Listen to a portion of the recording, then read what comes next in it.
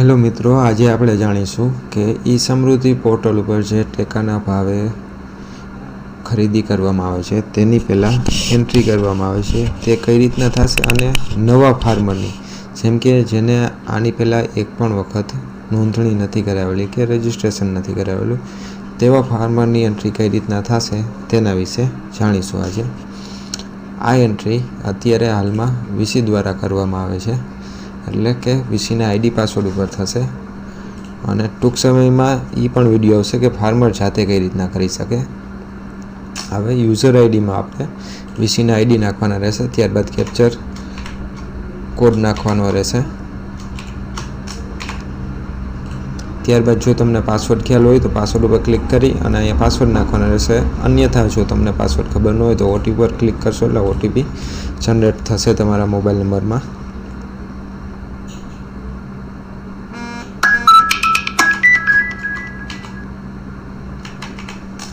OTP નાખ્યા બાદ login કરવાનું રહેશે. ત્યારબાદ આવી રીતના પોર્ટલ ઓપન થશે. ઓપરેટરનું નામ પણ અહીંયા બતાવશે. ત્યારબાદ રજિસ્ટ્રેશનમાં જઈ અને ફાર્મર રજિસ્ટ્રેશનમાં જવાનું રહેશે અને ફાર્મરની બેઝિક ડિટેલ્સ ભરવાની રહેશે, જેમ કે આધાર કાર્ડ છે, નામ, એડ્રેસ. આપણે ફાર્મરના આધાર નંબર એન્ટર કરશી.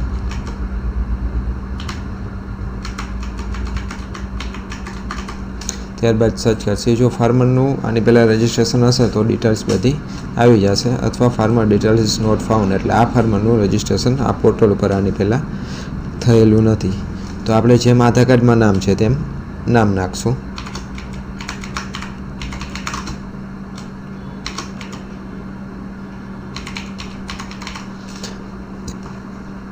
ત્યારબાદ વેરીફાઈ ઉપર ક્લિક કરશું. આધાર વેરીફાઈડ એટલે આધારમાં જે નામ અહીં એન્ટર કરેલું છે તે બરાબર છે. ત્યારબાદ ફાર્મરના મોબાઈલ નંબર એડ કરશું, નાખશું.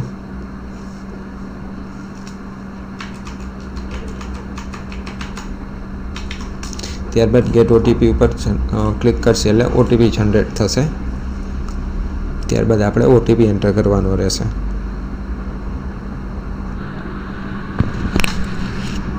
ત્યારબાદ ઓટીપી એન્ટર કર્યા બાદ સબમિટ ઉપર ક્લિક કરશી.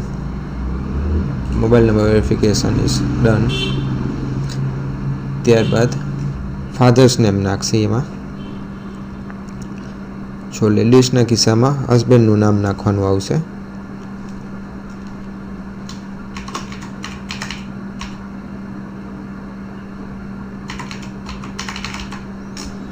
ત્યારબાદ તેની જમીન કઈ કેટેગરીમાં આવે છે તે અહીંથી પણ બતાવી દેશે. આપણે જોઈ લેની જમીન કઈ કેટેગરીમાં આવે છે. 0.80 છે તો અહીંયા આપણે ક્લિક કરશી તો લેસ ધેન 1 આવશે એટલે માર્ક ગ્રીન આવશે. ત્યારબાદ તેની કાસ્ટ કઈ છે, જનરલ, ઓબીસી વગેરે. ત્યારબાદ મેલ ફિમેલ સિલેક્ટ કરવાનું રહેશે. ત્યારબાદ તેની ડેટ ઓફ બર્થ નાખવાની થશે જે આધાર કાર્ડમાં લખેલી છે તે.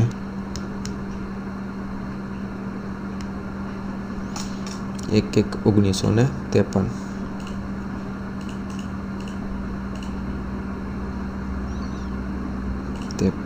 જાન્યુઆરી 1 જાન્યુઆરી. ત્યારબાદ તેનું રાજ્ય સિલેક્ટ કરવાનું રહેશે. ડિસ્ટ્રિક્ટ એટલે જિલ્લો સિલેક્ટ કરવાનો રહેશે. ત્યારબાદ તાલુકો સિલેક્ટ કરવાનો રહેશે અને ત્યારબાદ તે ફાર્મરનું વિલેજ સિલેક્ટ કરવાનું રહેશે એટલે ગામ. ત્યારબાદ તેમના પિનકોડ જે આધાર કાર્ડમાં છે. ત્યારબાદ એડ્રેસ. ત્યારબાદ તમે જે એની પીડીએફ બનાવેલી છે અથવા જેપીજી છે જે ડોક્યુમેન્ટ સ્કેન કરેલું છે તેને અપલોડ કરવાનું રહેશે. અપલોડ થઈ ગયા બાદ એને સેવ કરવાનું રહેશે. સેવ થઈ જશે એટલે અહીંયા બેઝિક પ્રોફાઇલ 1 લખાઈને અને એની પ્રોફાઇલ આવશે જે તમે અહીંયાથી જોઈ પણ શકો છો. ત્યારબાદ તેની બેંક ડિટેલ્સ એન્ટર કરવાની રહેશે.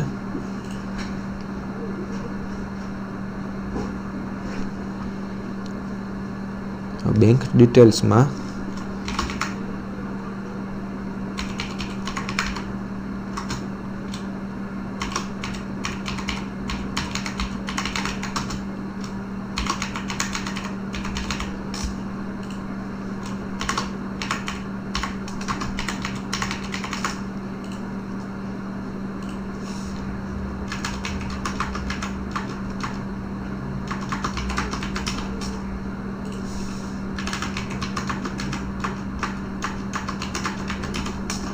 ત્યારબાદ તેનો બેંકનો ફોટો અપલોડ કરવાનો રહેશે.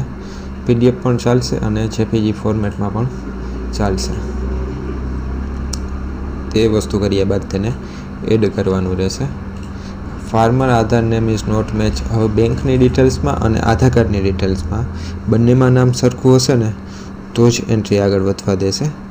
તો આપણે આધાર કાર્ડમાં જેમ છે એમ અત્યારે નાખી દઈએ છીએ.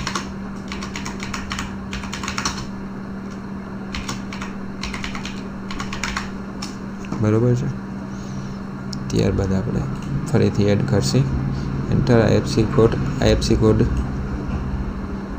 ખોટો છે એવું કહેવા માંગે છે.